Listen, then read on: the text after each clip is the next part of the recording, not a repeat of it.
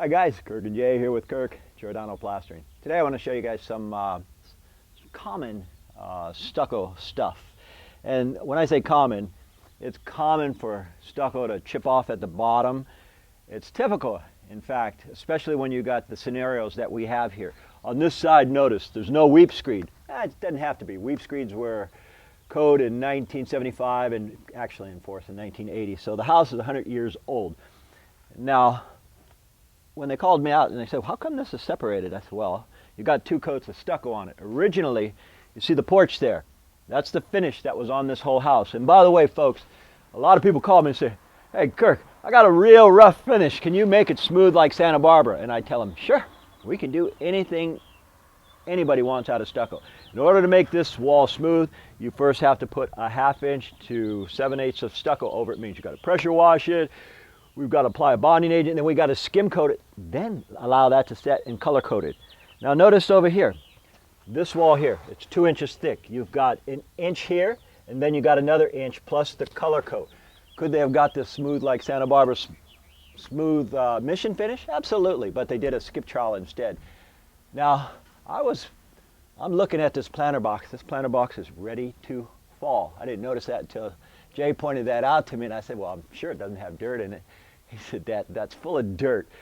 Anyway, you see my little buddy right here, that Black Widow.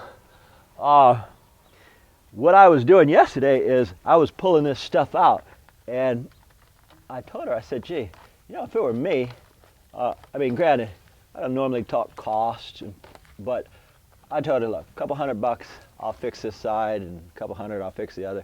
But if you really want to do it right, I'd advise you take it off of here. You know, a couple $100 more, and we see some wood that's damaged or beat up because they've allowed this stuff here to grow in there. And what happens is this grows in there, and over 50 years, it stays wet. It pushes the wood out a little bit. And each year, make sure that spider's not coming down on me. Each year, this keeps the wood wet. You could have some wood rot there, but it's pushed it out quite a way. So what we're going to do today is, got my handy dandy gloves on. I'm going to pull some of this nasty stuff out here. Then we're going to scrape this. We're going to pull back the dirt about 2 inches. I'm going to kind of clean this foundation up a little bit better, meaning I'm going to take a water hose, a wire brush, and scrape all this and pull all this stuff out. And then we'll put a bonding agent on here, some wire, and build this out 5 inches and kind of pyramid it down and give it the same texture. It's more cosmetic what I'm doing because they don't want to get into opening the wall. And all you folks who call me and say, Kirk, how come you didn't do this or that? I do what folks tell me to do. I recommend things, and whatever they say, Kirk, this is what I want, that's what we do. Anyway, we're going to go ahead and prop a ladder there. Who knows? I don't plan on pounding on this wall, but at the same time, I don't want to be unfortunate to have that thing fall on my head and kill me. That's about 80 pounds of dirt right above me that sure looks like it's coming off. We're going to go ahead and turn that camera off, and next time you see us, we'll have this prepped, or we'll show you how to prep it. And again, guys, I see this often. Don't panic. It's not that big of a deal, but don't allow plants to grow next to your wall and up. And that's a big no-no. That's a cardinal sin, guys. You never want to have planter boxes on your house. You can see right here where the plants started to grow all over. And even over there, those are all falling off too. I just happened to notice that because Jay pointed this one out. When she gets home, I'll tell her, if I were you, I'd get rid of those. Forget it. All they do is rot out the house.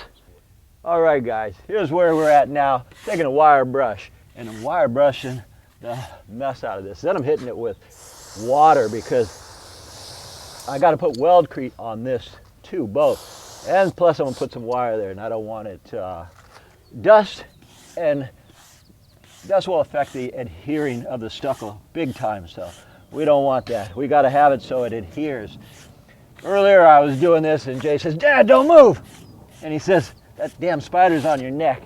I hit my head so hard on this, I thought, what are you trying to do, man? Dude, just knock that shit off me. Got me nervous now, but anyway.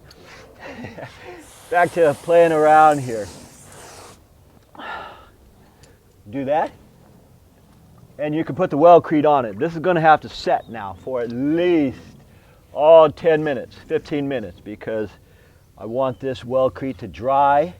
Plus, it'll give me time to put some wire on here and hammer tack it or concrete nail it into this concrete that we have here. And when we get to that stage, I'll show it to you.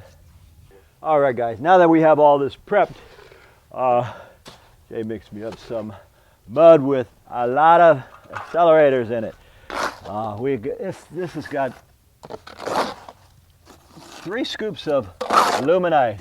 What is aluminite? That is an accelerator to harden this up in 5 minutes. And it's a good thing because it is raining on us right now.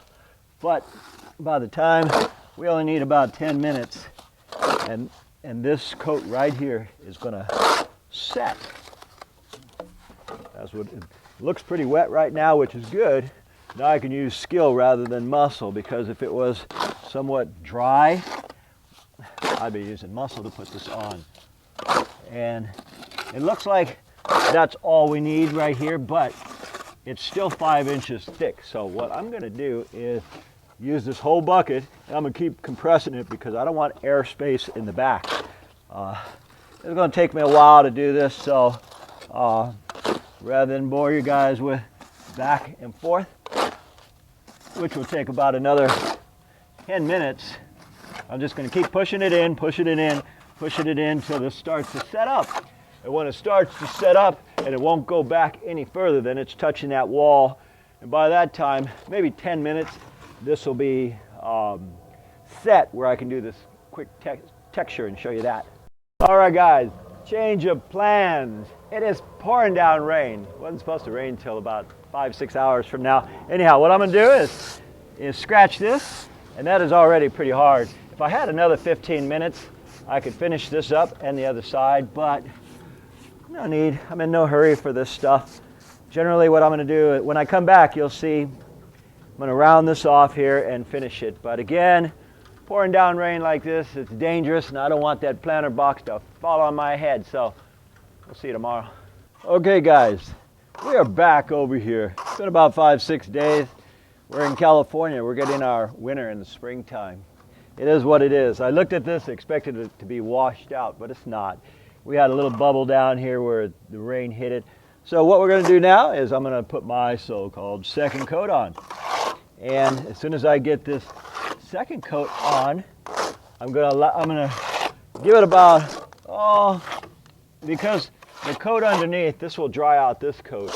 I'm gonna give it about 15 minutes, then I'm gonna kill some time on the other side, and we'll show you how we do the texture to match this. So we'll see you guys in about 5 more minutes. All right, guys, we are putting a conclusion on this now.